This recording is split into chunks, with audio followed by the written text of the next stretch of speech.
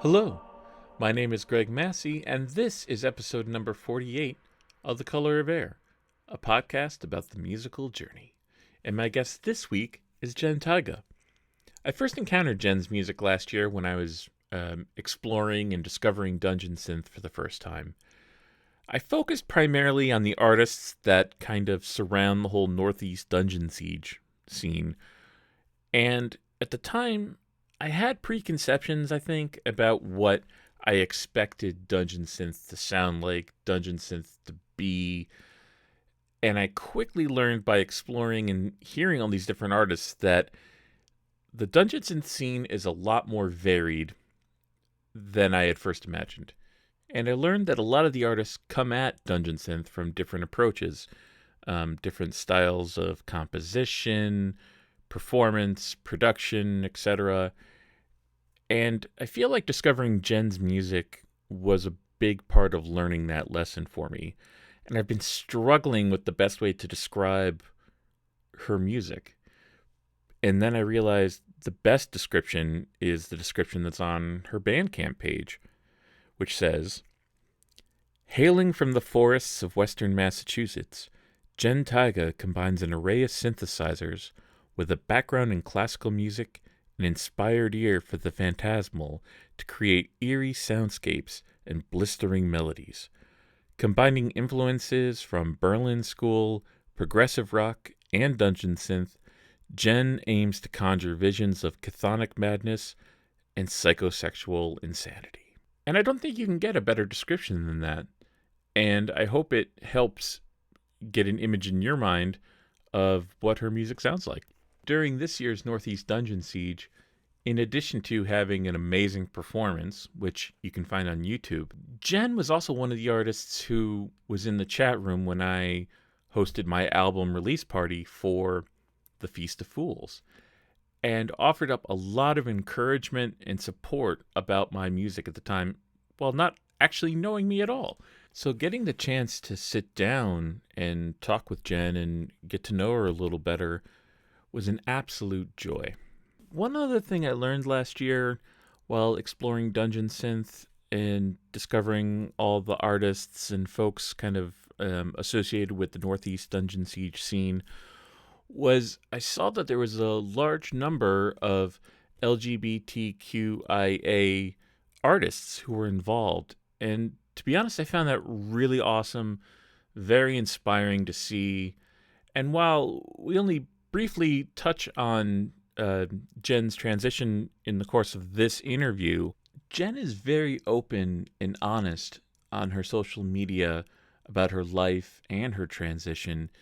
And given what we see in the media and in the state of the world today about just how much attention is being placed on trans rights issues and things of that nature, having an artist like Jenn out there being honest and open and, being a voice is just so important. And the goal of it all is to, change the world for the better so that people can feel free to live and express these authentic, true selves and, find happiness. So now, let me introduce you to Jenn's music. I'm going to be playing the track Strength, which is off her most recent release, which is called Lunar, Nocturnes, and Esoteric Incantations.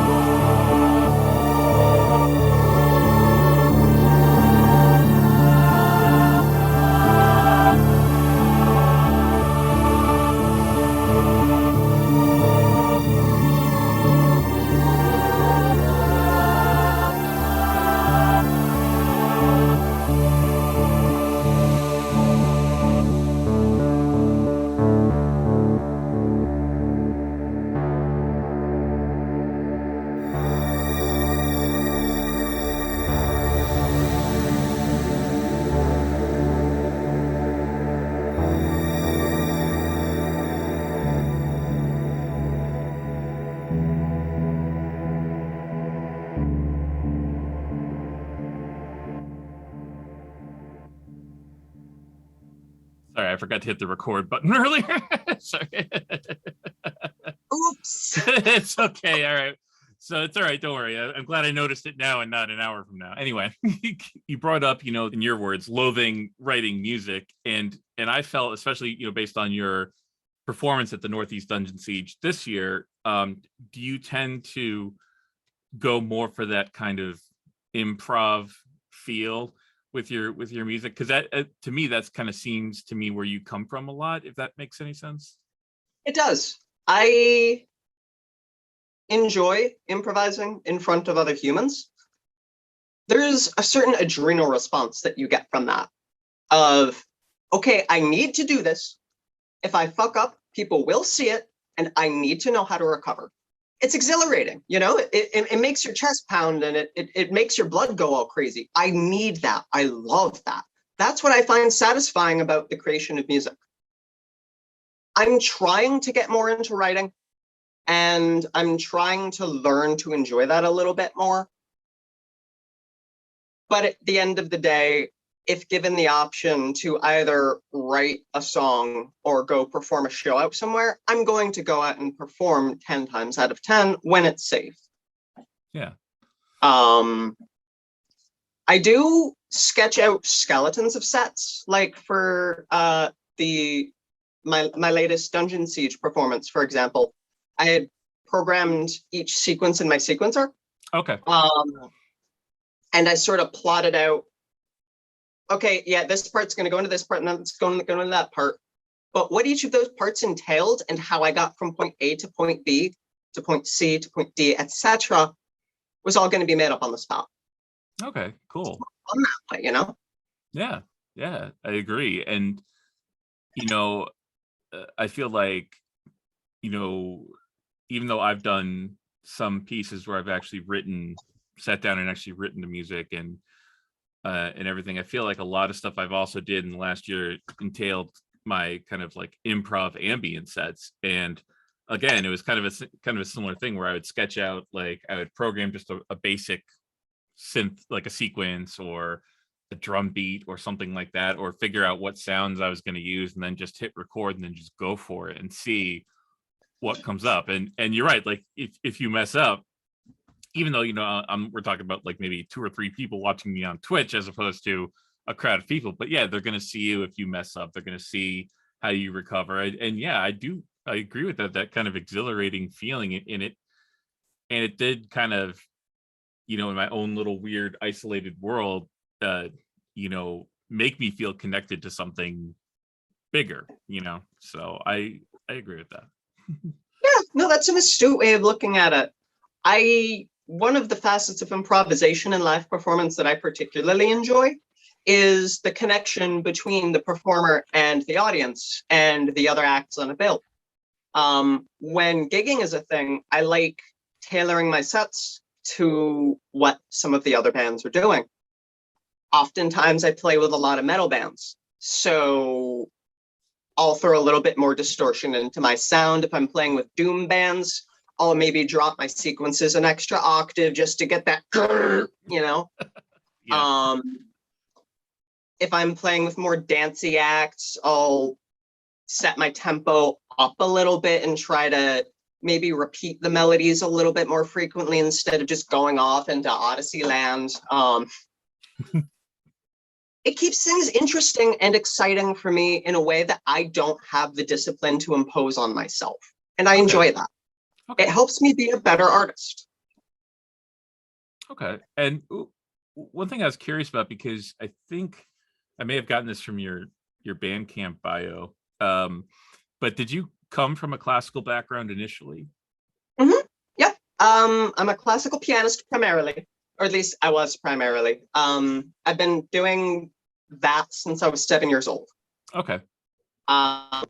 So I've been playing various keyboard instruments for the vast majority of my life. Okay. And I do have a pretty solid background in terms of music theory. Mm-hmm. Nowhere near as advanced as a lot of other folks out there. Like earlier you had mentioned my friend Adam Matlock. Ugh, man's a fucking genius, absolute brilliant person. I can't even come close to that.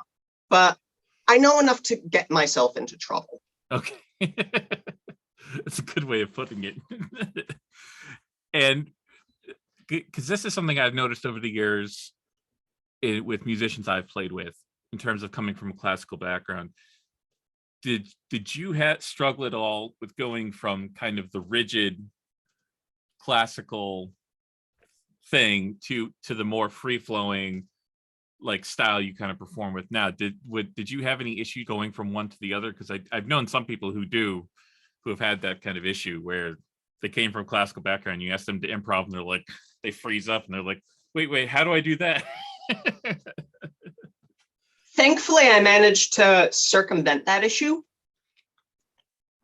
accidentally. I went to a performing arts high school, and so I was with a bunch of kids, and I was taking music classes in addition to my standard academic classes.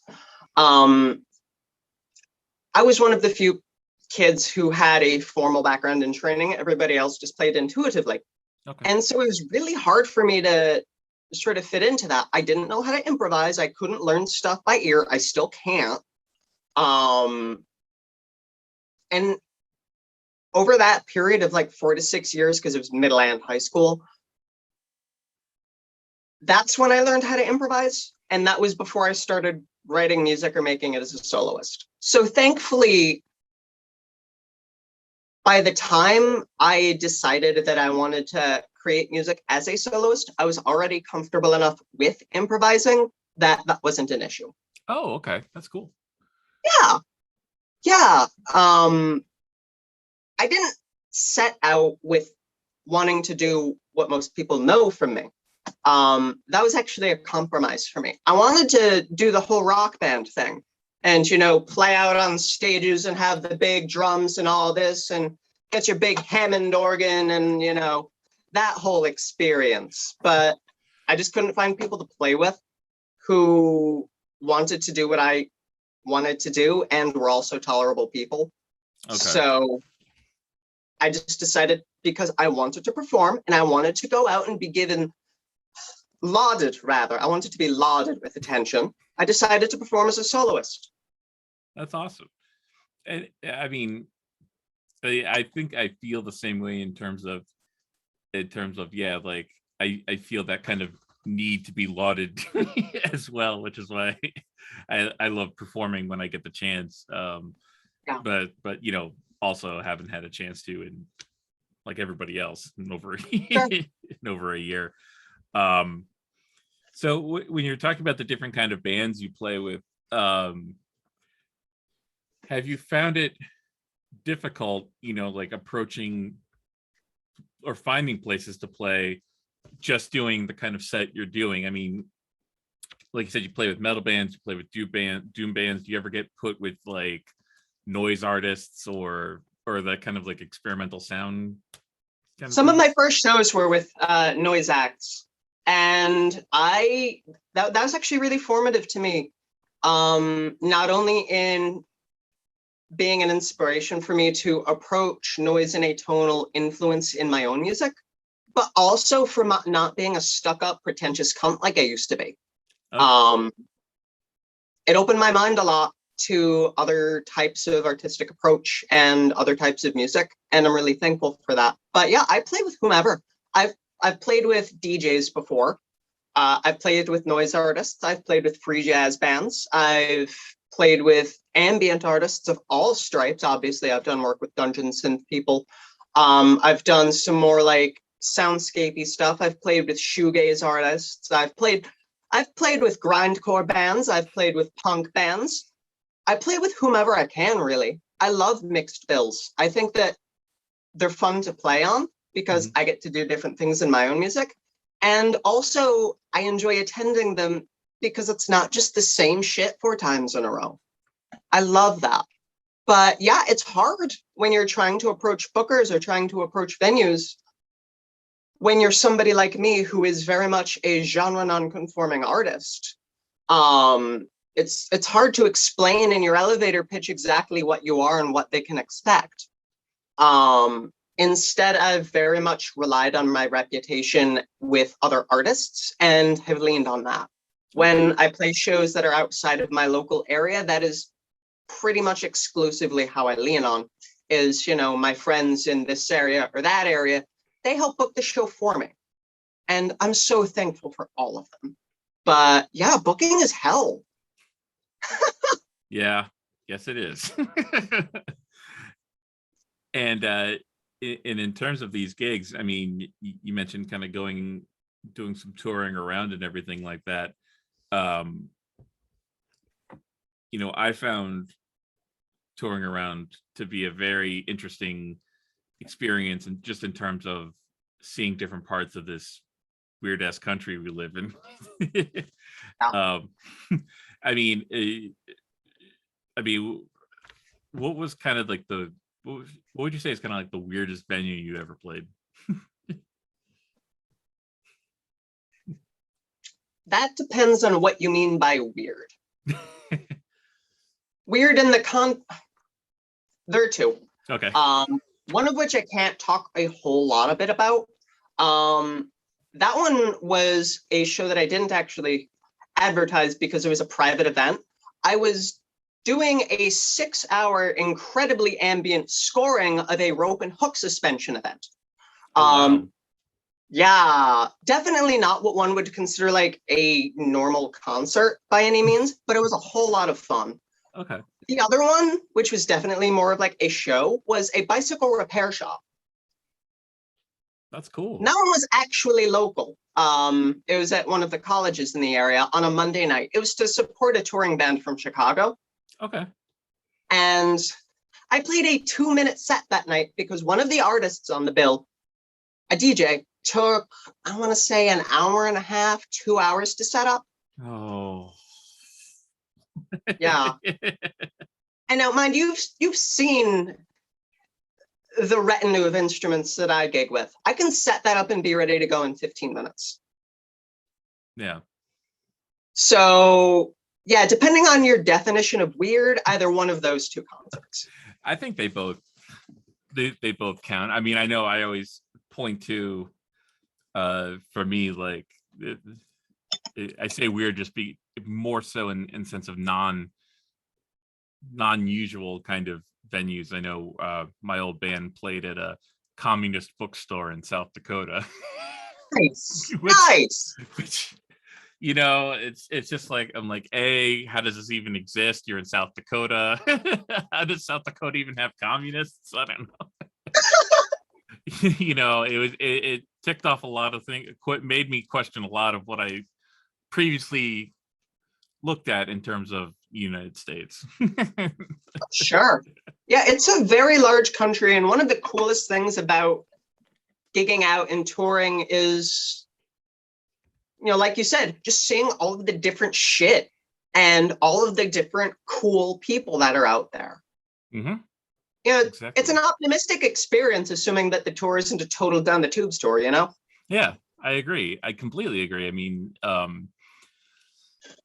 yeah, because I especially think, growing up in New England, I feel like, at least me personally, you start to feel a certain way about certain other parts of the country based on, again, you're only really basing it on what you have coming in. You have your media, your news media or whatever, and so I think it's easy for some people to kind of like feel a certain way about certain parts of the country, but then when you actually go visit them and interact with the people, it's good to kind of learn, not everybody in the South is this, and not everybody in California is this, that kind of thing. Oh, yeah, definitely.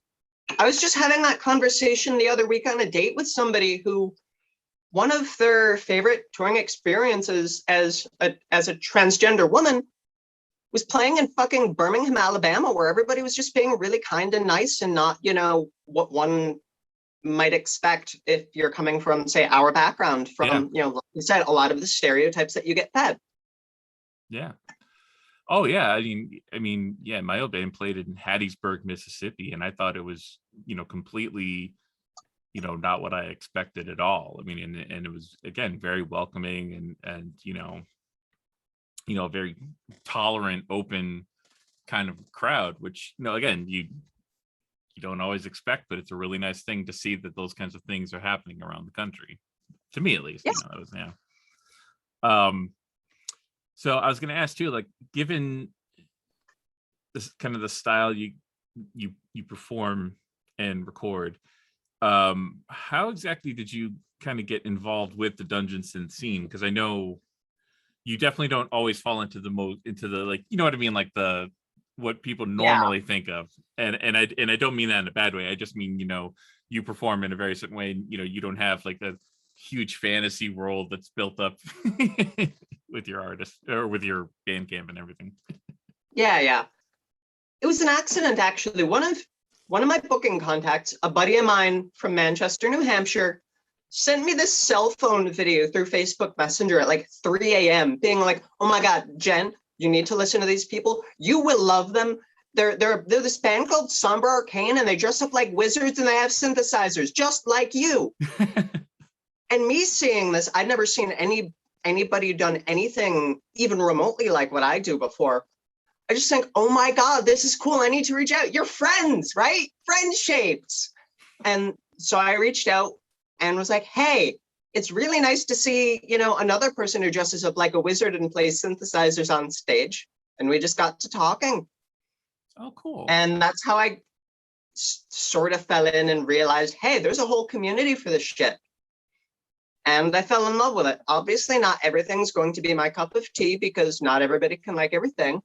But the general atmosphere and goal that people try to reach in the dungeon synth community really spoke to me. And also, some of the people are just the nicest sons of bitches out there. Like some of my closest friends that I would say that I met through dungeon synth. Oh, that's awesome. Yeah, I completely agree. I mean, because I know my Paris from my band was always telling me about the dungeon synth scene. And, oh yeah, she's sweet. Yeah, yeah, I know.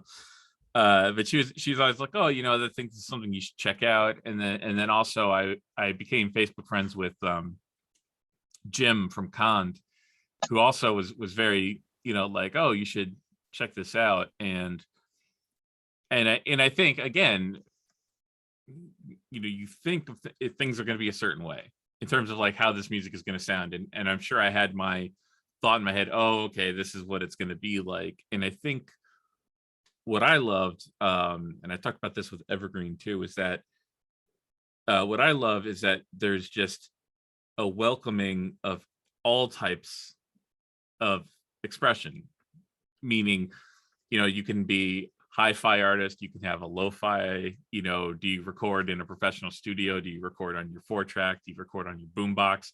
It's like there doesn't necessarily seem to be, it's all kind of accepted.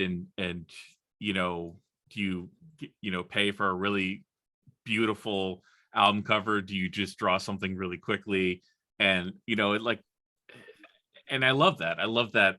And again, excuse me, you're right, and it's not everybody's going to like everything, but it's just the fact that people are like, okay, well, you're putting yourself out there in a way, anybody, so you could put yourself out there. And yeah, some people might not necessarily be into it, but they also are not going to crap on you. They're just going to kind of be like, and funny you should say that.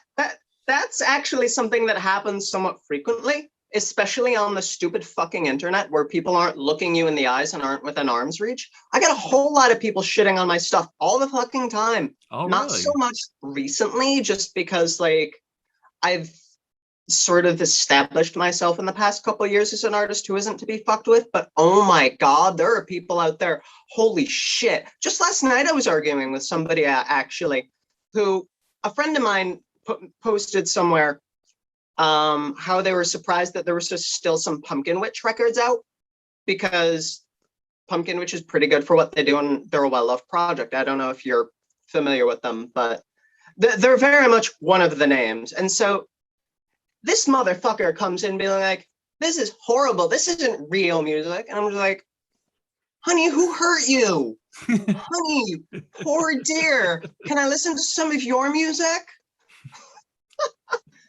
And you're right insofar as there is a great amount of variety in terms of what you can get in the dungeon synth world. And like how you phrased it, there are all sorts of expressions. It wasn't always that way. Mm-hmm. There were always big fights over, hi-fi versus lo-fi, or the black metal aesthetic versus the fantasy aesthetic, and people get really heated.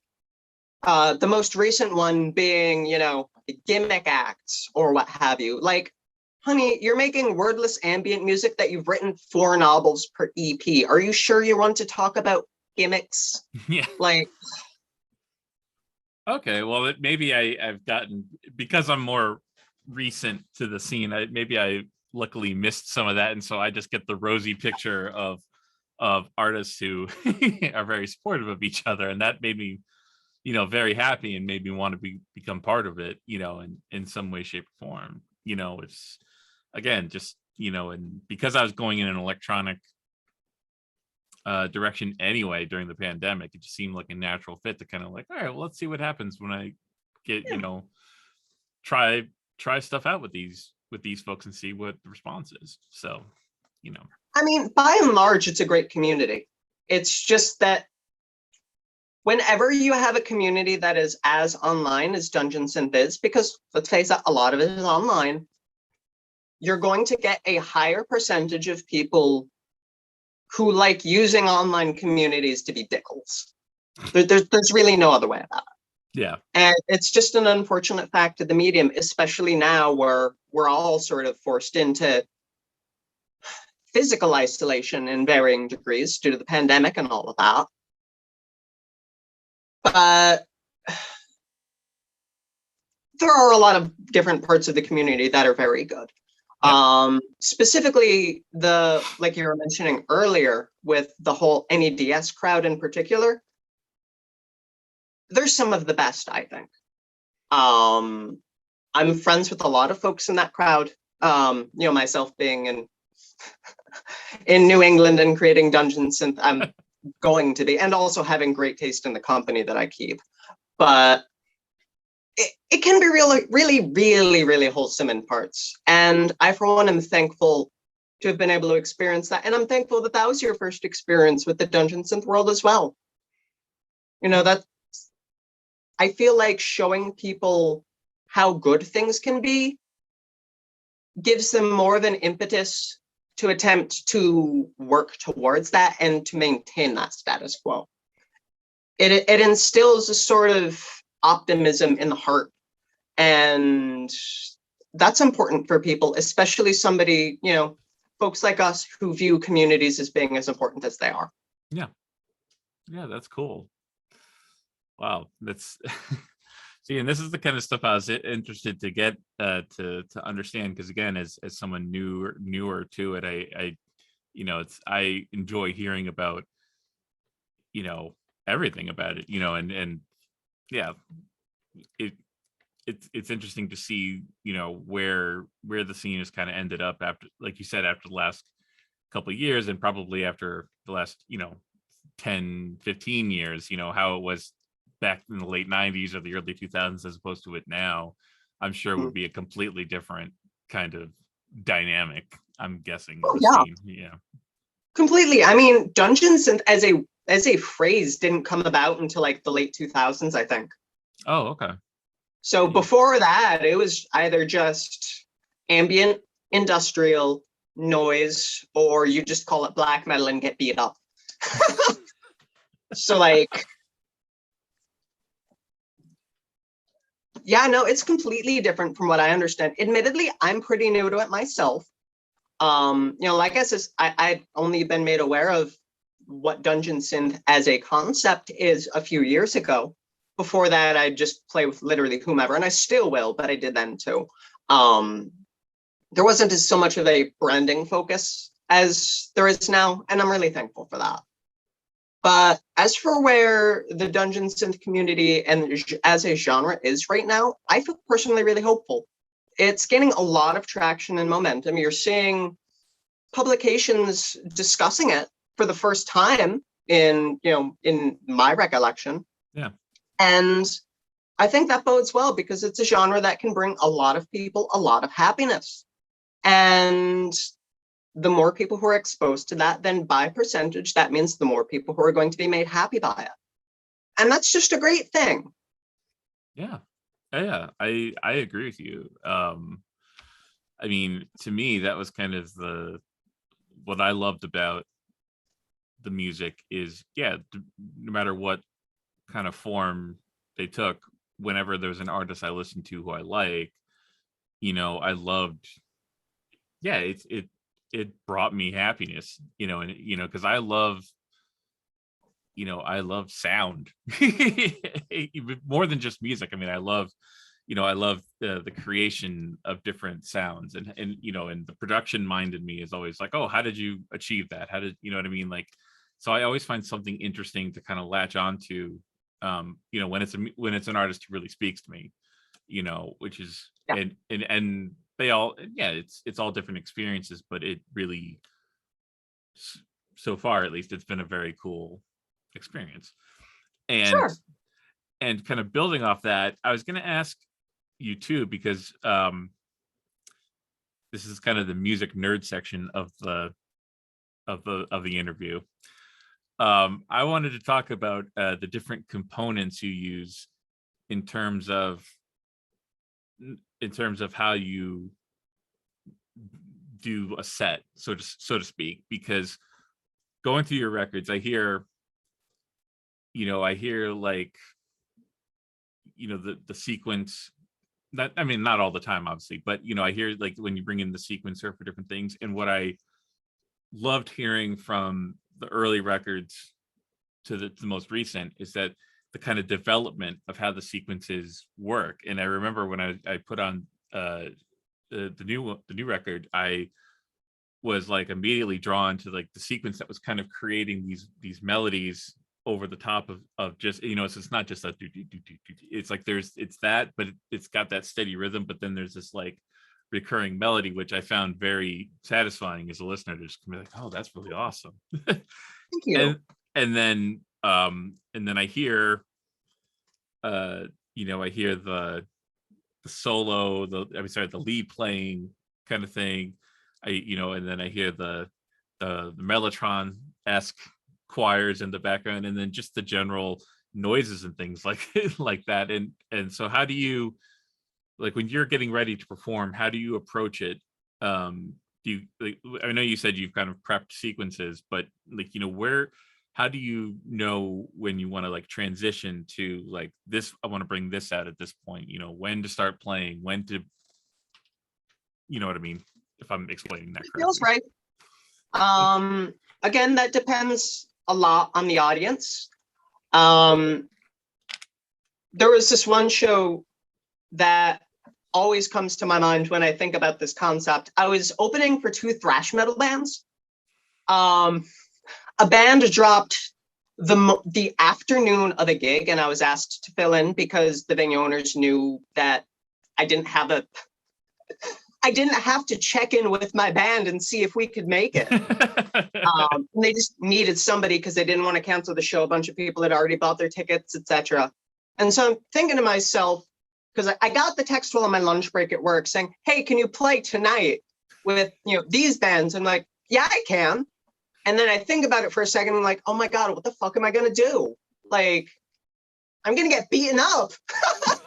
So with something like that, I started the set out by playing this really long, like 64th note run, where just, and I ended it with these big, bassy, boomy, explodey sounds. And then I brought some of the sequences and they were a bit faster, and I made sure that the transitions were a bit quicker because I figured, okay, it's thrash metal people. They want something that they can get drunk to. Let's approximate that. Yeah. When I play with, say, more like ambient artists, I'll extend things out a little bit, just because that's what everybody else is doing. But if we're looking at my stuff in a vacuum, then it's just whatever feels right. Okay. I do like feeding off of the other artists. I do like feeding off of the vibe from the audience a great deal, Because at the end of the day, if the people who are listening to you just aren't with it, then what's the point of presenting it to people? So I try to take all of those into consideration. And for the most part, that's really what impacts me. For something like my Dungeon Siege set, conversely, where people already knew who I was, and I was pre-recording it, so I didn't know what the other artists before and after me were doing. I didn't have an audience to bounce off of, because my audience was the little blinky record light on my phone that I was using to capture the video, and maybe like a notification that somebody sent me a meme or something, like while I was trying to record. I didn't have any sort of audience feedback to go off of. So for that, I just did what felt right. It was very much an intuitive experience. And honestly, I'm really proud of how it came out. I think that looking at all of my bodies of recorded work and all 70 plus shows that I've performed as a soloist, that was by far my favorite thing that I've ever created. Oh, that's awesome. So maybe you got me thinking now. Maybe I should just do that instead of, trying to tailor things depending on what other folks are doing. Like, I'm fucking great.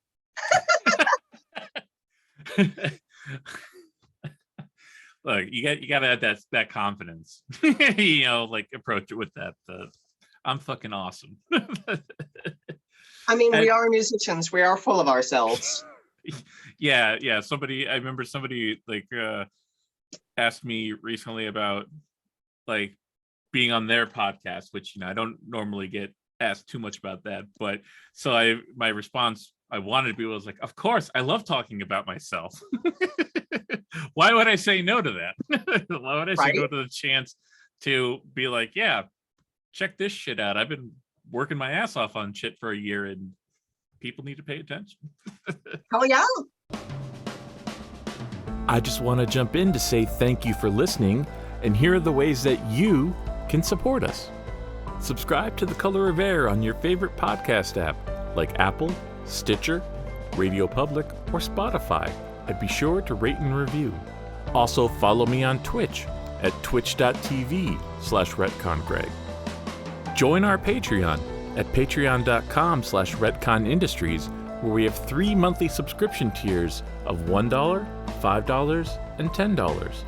Depending on which tier you choose, you will have your name listed in the credits for every future podcast and music release, as well as access to bonus audio and video content, Bandcamp discounts, and exclusive merchandise through the Ret Con Swag Club. Finally, please check out all the music up for sale at retconindustries.bandcamp.com. And now, back to the podcast. So another thing I was going to touch on, and this is also kind of touches on the Dungeon Synth thing, in terms of presentation, Dungeon Synth artists can do various, they you see various different things, the wizards, the cloaks, candles, if you go based on the last Dungeon Siege, there's people who did like the full cinematic stuff. So when you approach your live shows, how do you approach the presentation? Again, is it based on who you're playing with, or do you just kind of have like, this is me performing, this is who I am as an artist, and this is how, you know what I mean, or you have like a set look that you try to go for in your presentation? Well, that's changed as I've evolved as an artist and as a person. My first 2 shows, I just wore whatever I had. Like, I had my nice jeans and my favorite Yes t-shirt. Everybody who's anyone knows that I love Yes. And so that's just what I do. Eventually I started thinking, people are starting to, see me as a person, and they started calling me a synth wizard. So I says, I'm just going to own that. So I had a buddy of mine who did costuming stuff make me a wizard robe that I'd wear. This is before I knew what Dungeon Synth was, mine. So I was, as far as I was concerned, just like being the shit. part of my inspiration was like Rick Wakeman and like the kimonos that Rush used to wear during like the 2112 era. Trying to get that whole vibe. And then I started developing more into myself as a person and realized, hey, I should probably show off my body more. In addition to being a stellar musician, I'm also really fucking hot. So on top of that, like, as things sort of transitioned and as I started transitioning in terms of, my identity and my gender, I just started performing in less and less clothing. Like for NEDS, the last performance that I did, I started out in this big black cloak and I just took it off and I was wearing a crop top and fishnets. And like, I like that. I enjoy that a lot because it's what makes me feel good while I'm performing. I don't tailor that necessarily to what other people are doing. Looks for me in terms of the performance just aren't as important. Obviously, when you're on stage, you need to put a bit of detail into it, but I don't consider myself to be an aesthetic focused artist. Okay. Which is why if you're looking at, say, the album covers of my albums, for example, they're all kind of largely different. You've got some more landscapey bits. You have some stuff that's more character driven. You have some stuff that's more abstract. Aesthetics just aren't what I like. How do I want to phrase this without sounding like a jackass? I try putting the majority of my artistic energy into the music that I create. Yes. Everything else is secondary or tertiary. Okay. But in terms of how I present myself as a performer, honestly, I'm just trying to be hot. Like, I've already got the synths. That's without question. So I'll wear my jewelry and my collar and all my leathers to add the dungeon element to it. So that's dungeon synth. It's dungeon synth. Yeah, there you go. And you bring up something very cool and very something I relate to. Being incredibly hot. No, that's not me. But what I would say is like, I found, the idea of feeling more comfortable in your body, and I think everybody has different ways that comes through. I know you mentioned your transition, like you said, like feeling more comfortable, and I think for me too, I always used to be really, really self-conscious, and so my stage was never, I never really put myself out there on stage necessarily. I just kind of was like, yeah, I'm just a schlubby guitar player. That's just going to be what I do. But I have felt in the last couple of years that it's you have to have like like it doesn't necessarily matter what image you have, just as long as you have something that makes you feel comfortable with what you're doing. And much to my wife's chagrin, when she's like, why do you keep tearing the sleeves off your shirts? And I'm just kind of like, sorry. That's just the way it goes. Sleeves are for tankies anyways. Well, I was thinking like regular tank tops don't necessarily work for me. Of course, now we're getting into the fashion section of it. I find that the regular tank tops, the straps are too thin. Like I prefer having the kind of the more broadly shouldered look. So that's my vibe. But that makes sense. Yeah. No, I completely get that. On the note of tank tops, I've been working on taking all of my t-shirts and either turning them into tank tops of your style. I have a really nice Emperor one that I made a little while ago that a buddy of mine gave. It was too big, so I just cut it up. And alternatively, just buying more tank tops like this one right here. It's great. I love it. It's arms. Exactly. Yeah. Yeah, I think once I stopped being self-conscious about my arms, that was definitely something big for me too. One other thing I was gonna say is, so what artists are you into now? Like what's kind of inspiring you now? A lot. Very recently, like in the past month, There are a lot of artists off of a record label out of England called Library of the Occult that I've been really into. So your Timothy Fife, your Dream Division, all those cats where it's very much just like 70s psychedelia and like really intense ambient music that just gets those like hammer horror vibes. And I've always been about that in varying degrees. I mean, I like prog rock. Of course, I'm gonna like 70s psychedelic sounds. Yeah. But in the context of like dark ambient music in particular, I feel like that translates very well. Yeah. If we're looking at more dungeon synth in particular, I already mentioned Somber Arcane, love them. You were talking about Evergreen earlier. Pretty much everything that they do. Fog Weaver is one of my favorites. Hideous Comphidius is a big one. An album that just came out not too long ago called That Demon the Sun has been, I've been listening to it on heavy rotation. It's got an interesting dichotomy to the sound insofar as it's recorded on a 4-track and it sounds like it, but it was using like a pretty robust Eurorack modular synthesizer. And so you have the articulation of something that people would consider to be more like high end, but just coated in tape hiss. And that's cool as shit. I've been on another doom metal kick too. I've always really liked it, but it's been super heavy lately. I've been jamming to Hellish Form, a Russian band that I discovered lately, Moanhand. They're stellar. Oh, cool. Yeah, I was surfing Bandcamp and found some of their tapes available, and I was like, wow, this shit rips. I've been really into that. A buddy of mine out of, I think, Minneapolis, sort of Hailstone, has been making very synth-heavy dungeon synth, which is very much along the lines of stuff that I like to listen to because I fucking love synthesizers. They're great. I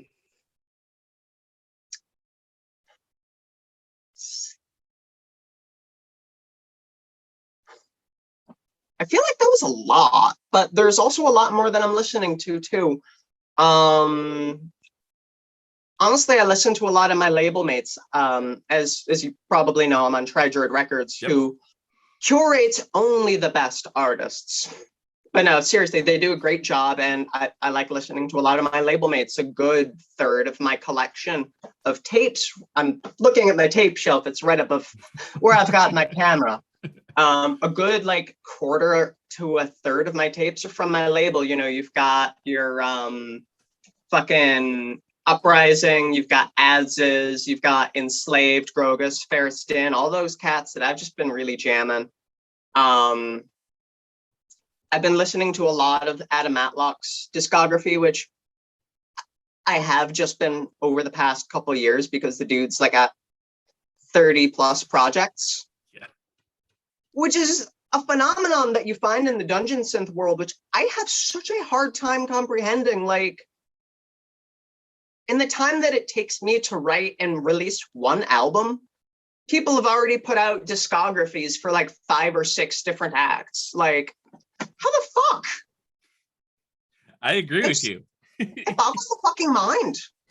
I can't.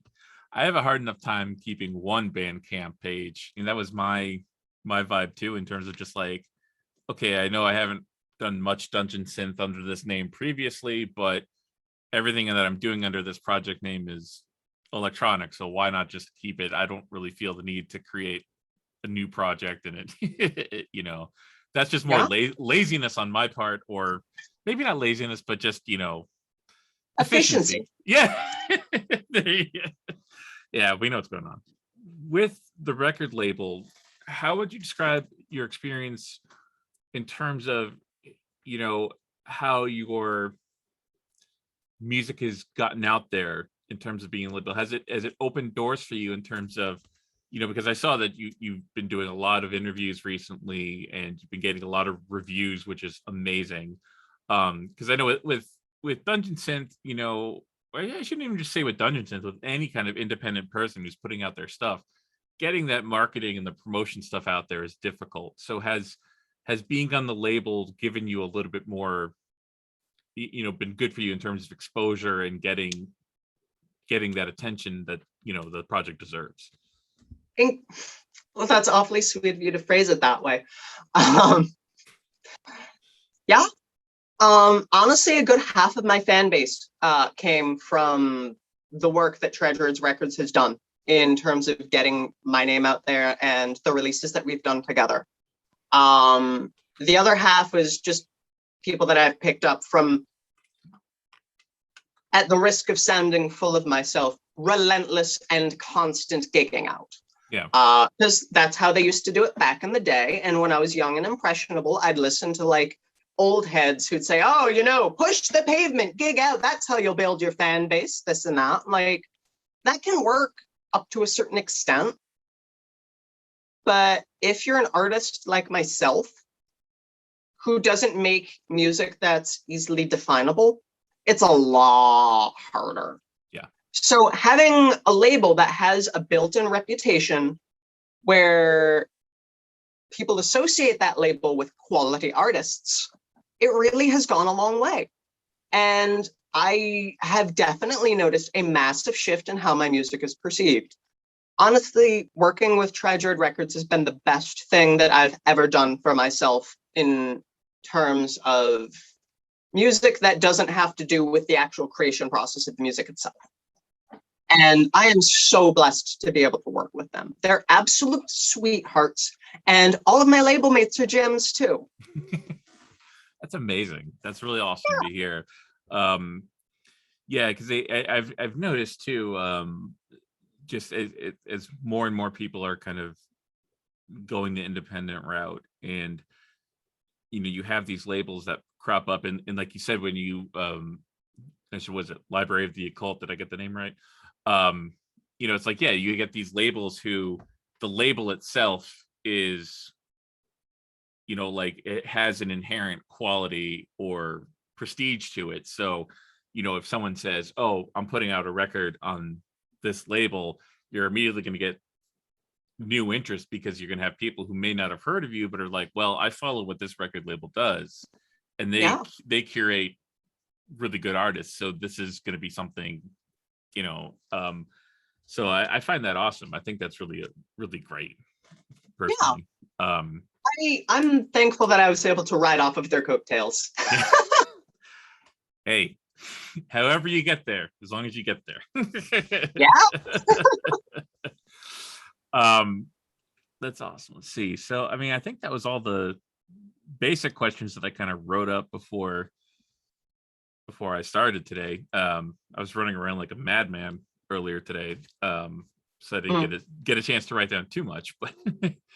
But I just want to definitely thank you. This has been so much fun to talk with you. It's been really cool interacting with you online and seeing, the music, seeing, the presentation, everything you do. I think it's really, really cool, and I'm really happy for the recent success and everything like that. So thank you so much for taking your time to do this. Of course. Thank you for inviting me on. Not only do I love talking about myself, but I also love being able to talk about synthesizers and synthesizer related things without being told to shut up by a dozen people every 30 seconds. Similarly, I've enjoyed interacting with you. I've been a fan of the various projects that you've been in for a while, even the ones I didn't necessarily know you played in. I didn't know that you played bass in Concilium. I've loved them for a while. And so it's really nice to actually sit down in a specific conversational environment and get to converse with you. It's been a real treat.